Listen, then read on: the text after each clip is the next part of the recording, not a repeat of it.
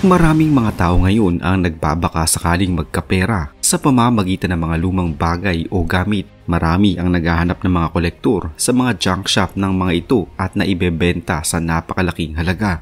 Pero bukod sa mga lumang bagay at barya, alam nyo ba na may mga bato din pala sa Pilipinas na nasa milyong piso din ang halaga?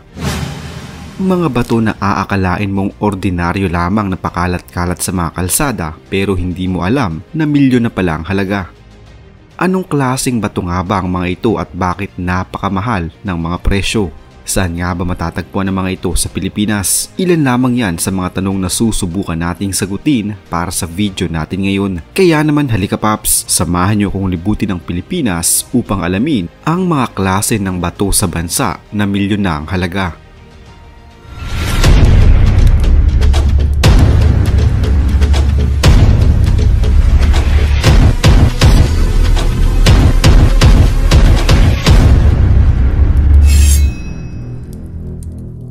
Isang paalala, ang video na ito ay ayon lamang sa aking sariling pananaliksik. Hindi ko nais na pilitin ang sino man na maniwala sa videong inyong matutunghayan. Kung hindi kayo kumbinsido sa mga impormasyon at taliwas ang inyong paniniwala sa kaalamang aking ilalahad, maaari kayong gumawa ng sarili ninyong pagsisiyasat para sa inyong kakontentuhan. Ang videong ito ay gabay lamang sa mas malalim na kaalaman at pag-intindi at hindi gawa ng isang profesional. Naniniwala ako na malaya tayong magbigay ng opinyon at suhestyon bilang malayang mamamayan ng Pilipinas. Maraming salamat po. Bato-bato sa langit ang tamaan, huwag magagalit. Pero paano nga kaya kung ang tatamang bato sa inyo na galing sa langit ay milyon pala ang halaga? Literal itong nagmula sa langit dahil ito ay isang meteorite. Paano nga ba natin malalaman na tunay at legit ang isang meteorite? Ayon sa isang licensed geologist at miyembro ng International Meteorite Collectors Association, tinitingnan ang physical characteristics para sa initial identification. Katulad na lang kung ang isang bato ay may fusion cracks o sunog na bahagi ng meteorite. Ang final at confirmatory test ay ang tinatawag na laboratory analysis kung saan ine-examine ang microscopic textures at chemical signatures ng isang bato. Walang standard pricing na sinusunod sa meteorite collector community pero merong basehan sa variation ng meteorite. Ang mga basehan na ito ay maaari mapresyo sa isang meteorite kada gramo na mula 1,000 hanggang 100,000 piso. Nakadepende ang presyo ng isang meteorite sa klase nito at sa bigat. Halimbawa na lamang ng isang meteorite na napulot ng isang lalaki sa Camarines Norte. Nang may narinig silang malakas na tila lumagabog sa kanilang likod, ay dali-dali niya itong pinuntahan. Tumambad sa kanyang isang bato na kakaiba ang itsura sa ibang mga bato sa labas. Kinuha niya ito at isinalang sa mga pagsusuring siya lamang ang nagsagawa. Ayon sa website ng US Geological Survey o USGS, isa sa mga test para matukoy ang meteorite ay sa pamamagitan ng magnetic test. Ang meteorites ay nagtataglay ng metallic iron kung kaya't didikit dito ang magnet. Sinunog din daw ang bahagi ng meteorite gamit ang lighter at pagkatapos ng 6 na minuto ay hindi masyadong uminit ang bahaging sinilaban.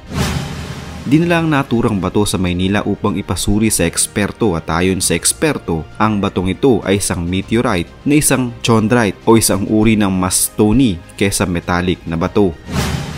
Kung ang meteorite na ito ay maklasify at magkaroon ng sertipikado, maaaring umabot ang presyo nito ng hanggang 5 milyong piso o higit pa.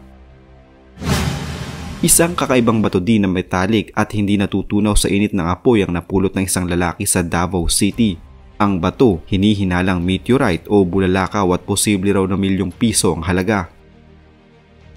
Ayon sa nakakuha nito, nakita niya ang bato nang minsan siyang maligo sa isang sapa. Nakita niya ang bato nang nagliliyab pa, kaya inakala niyang San Telmo fire ito o bolang apoy sa mga alamat at folklore ng mga Pinoy. Kinuha niya ang bato dahil sa paniniwalang maaari itong makapanggamot hanggang sa isang taong nagsabi sa kanya na meteorite o bulalakaw ito na may mataas na halaga. Ayon sa Mines and Geosciences Bureau, tila pasado ang lahat ng hinahanap na batayan ng pagiging meteorite ang bato mula sa pagka-magnetic nito hanggang sa hindi ito natutunaw sa kabila ng pagsalang dito sa apoy. Sinabi ng mga eksperto na 1,000 dolyar kada gramo o katumbas ng 51,000 pesos ang halaga ng naturang uri ng bato kada gramo. Ang bato ay umabot sa 1 kilo na maaaring magkahalaga ng 1 milyong dolyar o katumbas ng 51 million pesos. Noong nakaraang taon lamang, isang meteorite ang pumasok sa Philippine atmosphere noong Mayo 20, 2022. Bumagsak ito sa barangay Pongo, bayan ng Nagtipunan sa Quirino.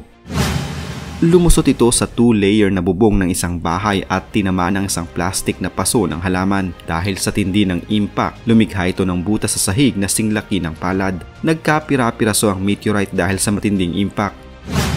Pinangalanan itong Pongo na isinunod sa barangay kung saan ito natagpuan. Ang Pongo ay opisyal ng ika-7 Philippine Meteorite at matagumpay nang nailista kamakailan sa Meteoritical Bulletin Database o MBD na primary and official source for information about new meteorites mula sa iba-ibang bahagi ng mundo. Nasa 2.4 kg ang bigat ng meteorite. Nang pangalanan nitong Pongo ng collectors, humingi sila ng approval sa National Commission for Culture and the Arts. Matapos makolekta, ipinamahagi ng nakapulot ng meteorite ang mga piraso nito sa mga kamag-anak. Kalaunan, ang isa sa collectors na si Mark Christian Cruz ay nakakuha ng 4 na piraso ng meteorite na may kabuang timbang na 17.71 grams. Para sa classification at registration, ang 21.5 grams naman na piraso ng meteorite ay ipinadala sa Cascadia, ang US-based Meteorite Research Center. Samantala, ang naunang 6 na Philippine meteorites na officially listed sa MBD ay ang Bondok, Calivo, Orconuma, Paitan, Pampanga at Pantar. Ang iba ay ginagawa ng hanap buhay ang paghahanap ng ilang mga bato sa Pilipinas na inaakala nilang mahal ang presyo, gaya na lamang ng isang meteorite. Hindi kasi basta-basta ang presyo nito, depende pa sa klase ng meteorite at sa rarity nito. Halimbawa na lamang ang isang relo na ibinebenta kamakailan lamang mula 1 hanggang 10 milyong piso ang halaga. Kung tutuusin, sa presyong ito ay maaari nang makapagpagawa ng magagandang bahay, bumili ng magarang sasakyan at magtayo ng negosyo. Pero ayon sa ilan, ang pagbili sa relong ito ay maituturing ng isang investment. Ang relong ito ay ang Rolex Daytona Rose Gold Meteorite na ang dials kasi ay naglalaman mismo ng meteorite mula sa outer space. 5 taon lamang ang nakakalipas, ang presyo nito ay nasa 3 milyong piso lamang, subalit ngayon ay aabot na ito ng hanggang 15 milyong piso. Nagtataka ba kayo kung paano noon pangalanan ng ating mga ninuno ang mga bagay-bagay sa kanilang mga paligid dahil sa limitado lamang noon ng mga salita, kung ano-ano na lamang na pinakapayak at pinakamadaling maisip na pangalan ang itinatawag nila sa mga bagay-bagay sa kanilang paligid. Kagaya na lamang ng minsang may bumagsak na meteorite sa Pilipinas noon dahil sa hindi nila alam kung saang lupalop ito nanggaling, ay napagpasyahan na lamang na tawagan itong taing bituin. Ito ay ang pinaikling tae ng bituin. Tinago nila ang taing bituin na ito at pinaniwalaan nilang ito ay regalo mula kay Bathala. Ginawa pa nila ito noon bilang kanilang agimat o anting-anting. Ang klase ng bato na ito noong panahong iyon ay hindi pa nila alam ang totoong halaga. Subalit iilan lamang sa ating mga ninuno ang meron nito. Kaya naman ang ilan ay dinadala ito sa ibang mga bayan upang ipagmalaki. Maaari naman tayong makaisip ng ibang pangalan para sa taing bituin na hindi masyadong nakakadiring pakinggan, gaya na lamang ng luha ng tala, bituing bato, patay na bituin at kung ano-ano pang mga pangalang maaari nating ibansag dito na sigurado akong hindi tayo mauubusan sa ating bokabularyo. Subalit mas pinili ng ating mga ninuno ang literal na pinagmulan ng taing bituin na animoy nalaglag umanong dumi ng bituin mula sa itaas. Pero buti na lamang at hindi ito tinawag na tae ni Tala dahil si Tala ay kinikilalang Diyos ng mga bituin ng mga sinaunang Pilipino na anak ni Bathala.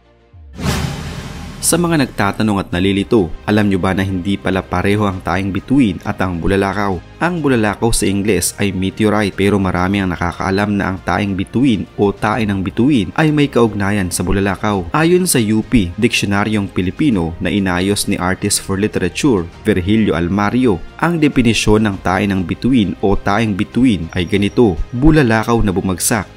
May kaukulang laki upang umabot ang rabaw ng mundo nang walang ganap na pagbabaga sa atmosfera o sa wikang Ingles ay meteorite of a specific size enough to reach the surface of the earth without burning up in the atmosphere. Sa kabilang banda naman, ang bulalakaw ay may kahulugan na batong pangkalawakan o metal sa kalawakan na nag-aapoy kapag pumapasok sa atmosfera ng mundo at nakikita bilang mabilis maglahong bituin na gumuguhit ng arko sa madilim na langit. Sa wikang Ingles, a space rock or metal in space that burns as it enters the Earth's atmosphere and is seen as a fast streak of light that darts across the night sky. Kung nagugulat pa din kayo sa pangalang Taing Bituin, marahil ay matatawa din kayo sa ilan pang ipinangalan ng ating mga ninuno sa bagay-bagay sa kapaligiran tulad na lamang ng taing bakal o kalawang, taing ngipin o plak at ang taing baboy na isang klase ng maliit na ibon na may itim na balahibo. Isa na namang kwento ng pagbabalik tanaw sa kasaysayan ang naitampok natin ngayon. Huwag kalimutang i-like ang video ito at mag-iwan ng komento sa ibaba ng mga nais nyo pang malamang kwentong kasaysayan sa Pilipinas. Mag-subscribe na din para lagi kayong updated sa mga pinakabagong video dito sa Kasaysayan Pinoy. Magandang araw po at mabuhay ang bansang Pilipinas!